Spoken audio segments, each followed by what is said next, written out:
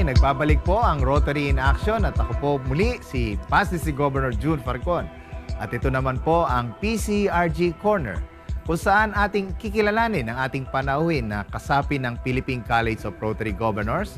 And for tonight, we are lucky because we will be joined by the Regional Rotary Foundation Coordinator himself, coming from the Rotary Club of San Juan North of District 3800. Pero bago ko siya ipakilala, please watch this.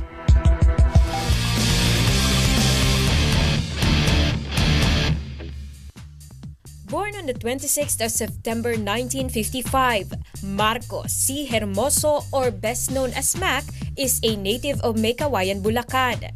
He began his grade school and high school education at the La Salle Green Hills and graduated with honors besides ranking 19 in a class of 330.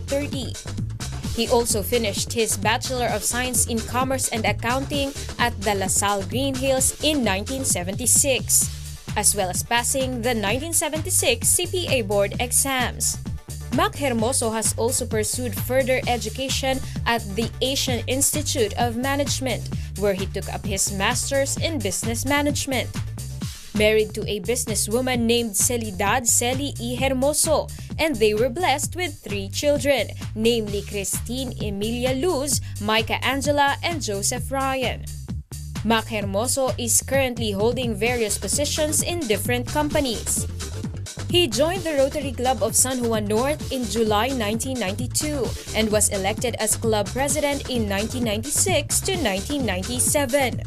From then on, he held various positions in their club and received several recognitions for his excellence in public service.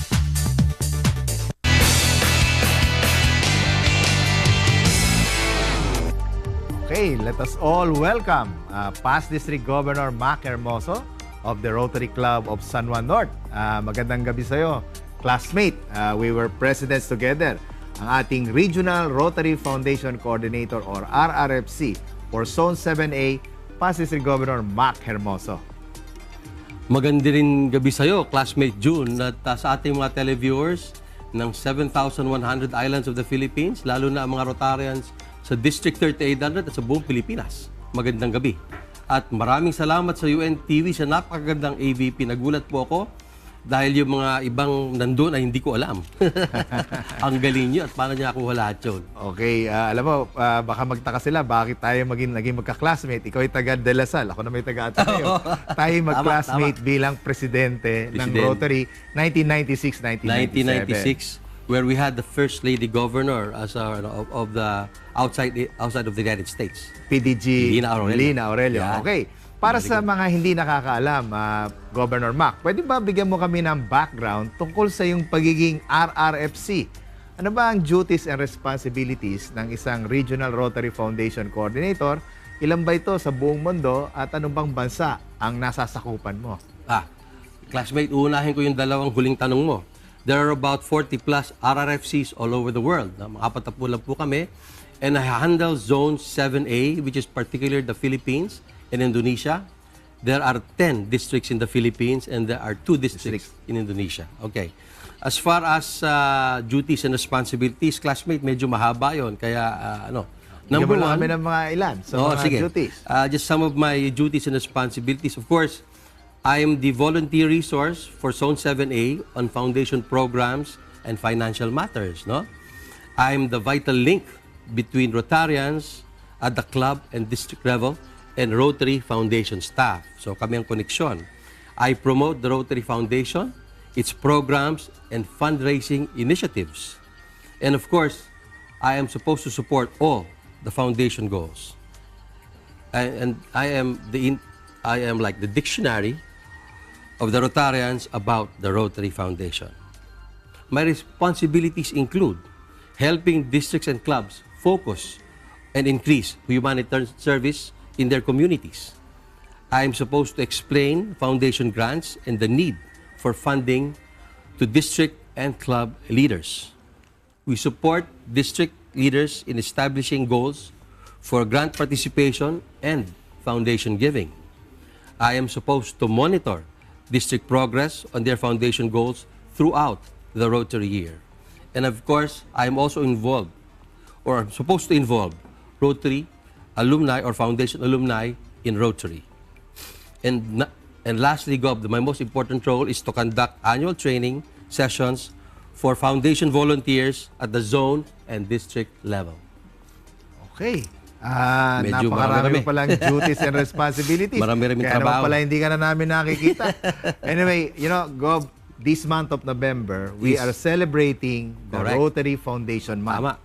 And sabi ko nga, who else can better explain to us the importance of why Rotarians and non-Rotarians as well will give to the Rotary Foundation? Siyempre, Oo who naman. else? But no other than but the RRMC himself. So, diretsuhan na to, Gob Mac. Why do we have to give to the Rotary Foundation? Alam mo, Gob June, classmate, ang pinaka-importanting mission ng Rotary Foundation is doing good in the world by promoting peace, goodwill, and friendship amongst all over the world, no? And we do it by alleviating poverty, by education, and promoting peace generally, no? Nasabi mo yung promoting peace, alam ko, Governor Mac, we can go to places where the other countries cannot go and where political parties cannot go. Exactly, Gov. June. A very good example of this is our quest to end polio. Yung mga volunteers natin nakakarating dun sa mga lugar na delikado in the Afghanistan, Pakistan, and Africa. At dito nga po ay kuminsan ay it results in the loss of lives of some of our Rotary volunteers. And we salute the Rotary Of volunteers course. for their passion in bringing about or doing good in this world. Yeah, because our number one mission is still to end polio. And that's why we all have these Rotarians who really dare to go to these places where it is difficult and a lot of hardships, Gov. June. Okay. Now, if we give to the Rotary Foundation, pwede mo ba explain, Gob Mac? So, nagbigay na tayo sa Rotary Foundation. Saan ba ito mapupunta? Where will it go? Ito ba yung tinatawag sa annual program fund? How can you explain to us how will it go back to the district and when will it go back? So kung ba ikaw ay Yan. nagbigay ngayong taon, kailan ba ito babalik sa ating distrito? Yun. So Let course. me allow you to, Yeah? allow me to do that, Gov. June. My friend, when we give to the Rotary Foundation, we might think that we're giving money or cash to the Rotary International headquartered in Evanston, Chicago, But that is not true. That is not correct.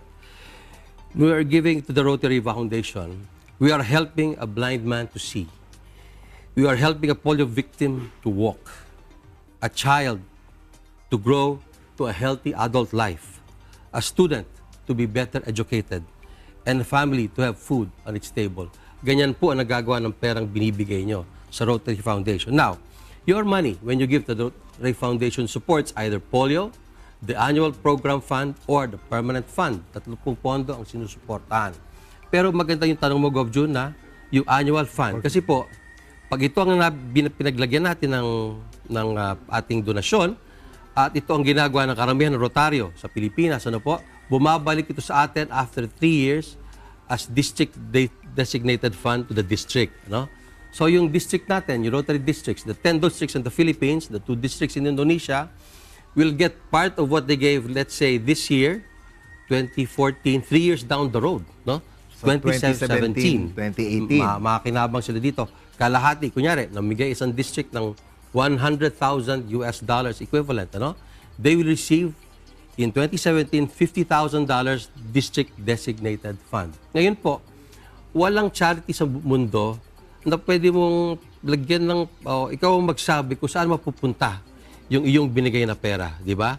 Pero dito po sa Rotary Foundation, nagagawa natin na tayo ang magdikta kung saan mapupunta ang ating kontribusyon.